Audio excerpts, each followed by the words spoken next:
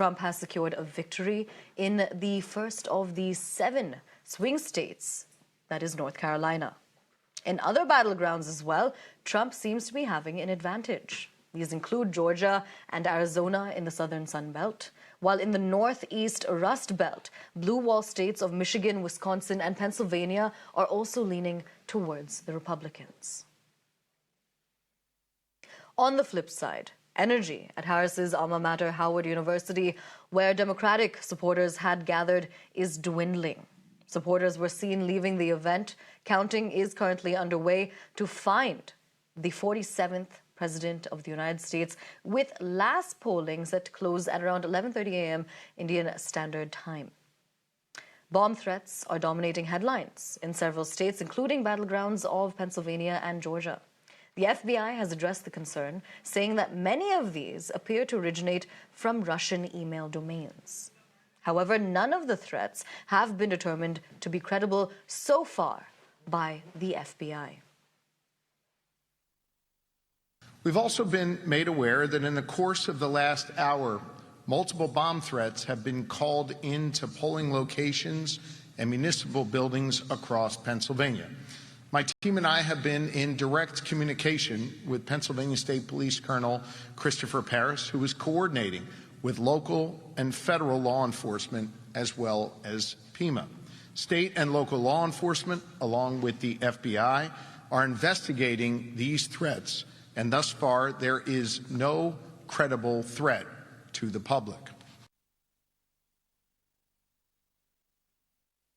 Now, while leaders from across the world are closely monitoring the U.S. election results, Congress MP Shashi Tharoor has also been watching the trends closely. He speaks about the vote counting process in America and how the changing picture indicates a very close election. Listen in.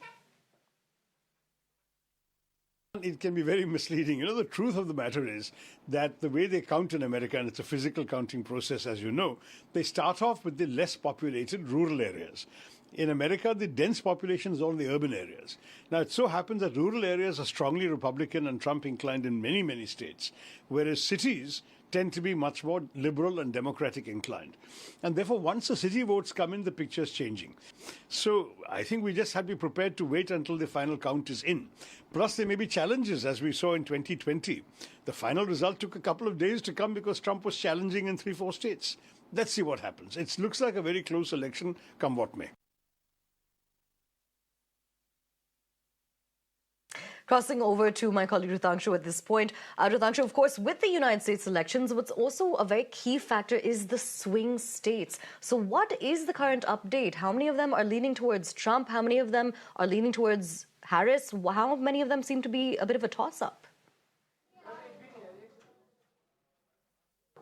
Well, indeed, Aisha, it's all been happening in the last 2 hours here. Now, first and foremost here, the baseline that our viewers can see, 230 versus 189, it's slightly misleading because there are a lot of states which are leaning towards Kamala. They're just officially, they're yet to be called by the US pollsters here. So the update to, one can assume that the actual figure right now should probably be around 210 for Kamala and 230 for Trump. It's still advantage Trump. But you mentioned about the swing states. Yes, and that is the most important aspect here. And there's been a lot of drama developing in some of the swing states, especially of the last 1 hour, Aisha. Now, the swing states, what are they? They're Arizona, Nevada, North Carolina, Wisconsin, Michigan, Pennsylvania and Georgia. Now, North Carolina has been given to Trump here. So that's one state that has been settled here. In the other 6 swing states, there are 5 of them have given a clear advantage to Trump so far, but there's a lot of drama developing in at least some of them. The 2 states which are still now officially classified as leaning Republican are Georgia and Wisconsin, where Trump seems to have a slender majority, but a sizable amount of the votes has been counted for the pollsters to give some sort of assurance or clarity on which they can say that Georgia and Wisconsin are leaning Republican. But the action is in 3 states, Michigan, Pennsylvania and Arizona.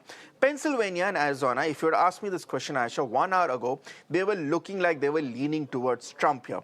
But now it has become a toss-up or a close contest once again, because either the margin in these states between Trump and Kamala has come down drastically in the last 1 hour, and there are a lot of votes still yet to be counted, which is why it's still too early to call in these states here. In Nevada, which has 6 states, counting has not even begun, which has led to a lot of mirth and jokes also on social media. So together, these 6 states have about 77 electoral votes at stake here. Now, you add 77 to either of the figures you see on your screens right now, and that will be the game changer here. So all eyes are on especially the Rust Belt, Wisconsin, Michigan, and Pennsylvania, especially in Pennsylvania and also in Arizona. These are the 2 states which I would be looking at very closely because there seems to be a very interesting picture developing in these 2 states.